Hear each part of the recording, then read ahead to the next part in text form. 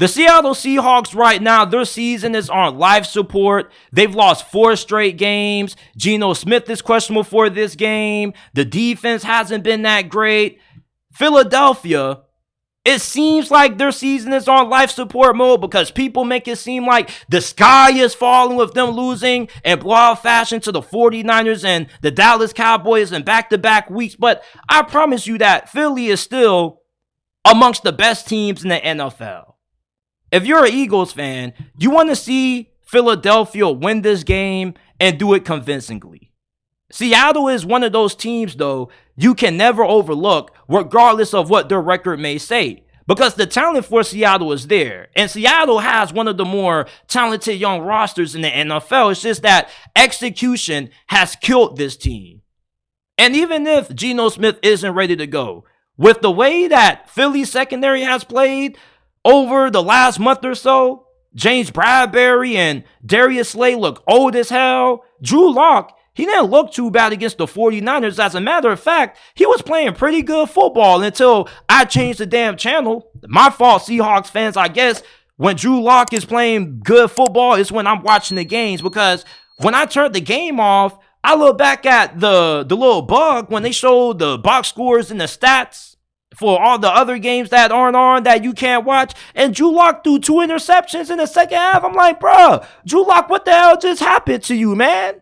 You were playing great football, and then all of a sudden I changed the damn channel, and you start turning the football over. But it's okay, Seahawks fans. I got you this week because this is the only Monday night game that's going to be on. So I'm going to be watching this game. And the last time I watched Drew Lock play, he was taking care of the football, and he was looking very good out there. So I won't end up giving him no voodoo this week. I'm going to be watching the game, and hopefully me watching the game is good luck for Drew Lock having a good performance because he can be good enough to give Seattle the win. Seattle has a great group of wide receivers. They got a pretty solid offensive line. Kenneth Walker just got back healthy, if I'm not mistaken. And this defense has a good amount of talent on it as well. Seattle is one of those teams that they're weird because when you look at them on paper, you think that they could compete with anybody. But execution has hurt this team. Play calling on offense hasn't been great. You got DK Metcalf who gets into his damn feelings way too much. Philadelphia, they're a team that in late game situations, you know that you're going to get their best football.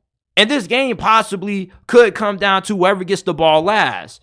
Philly has a great pass rush, and that's about it. Their linebacking core is beat up with injuries. Their secondary has not only been beaten down with injuries, but just poor play out of Darius Slay and James Bradbury relative to the level that we've seen these guys play out in the past. Seattle, offensively, if Geno Smith can play, they should be able to take advantage of this Eagles secondary, and they should be able to put up points. I don't expect this game to be a blowout by Philadelphia if they are able to win it. But this isn't a guaranteed win for Philly neither. Because even when Philadelphia is going up against teams that aren't as talented as them, they still underperform. They almost lost to the Washington Commanders. And shout out to my guy, Tony D, in the comment section who says, come on now, Drew Lock going to get wrecked by Philly, coming off 2 tough losses. I mean, you can say that, but based on how this secondary has played against teams like the Washington Commanders, can you really be that confident? And Drew Lock didn't look bad against the 49ers up until the second half when he started turning the rock over. So there is a possibility for this secondary to get high with how talented these Seahawks wide receivers are. And Drew Lock has a good enough arm that he can push the football down the field vertically. Philadelphia also isn't good in third down situations. They're not good in the red zone. This defense just isn't good at anything outside of their ability to stop the run. Rich, Philadelphia, if you can slow down the rushing attack of the Seattle Seahawks and you force Drew Lock to have to beat you throwing the football, I'm confident that Drew Lock is going to make a couple of plays or two if he is the starter for this game. But I wouldn't have as much faith in him being able to pull off the win as Geno Smith, because Geno Smith possibly could be better at taking care of the football than what Drew Lock is going to be in this game. And turnovers could hurt Drew Lock, and it could hurt this Seattle Seahawks offense.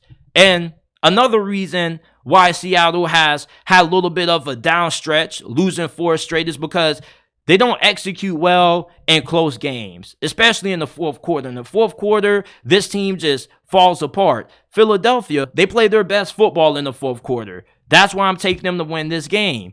I believe this is going to be a bounce back game for Jalen Hurts and company. I don't expect it to be a dominating win by any stretch of imagination.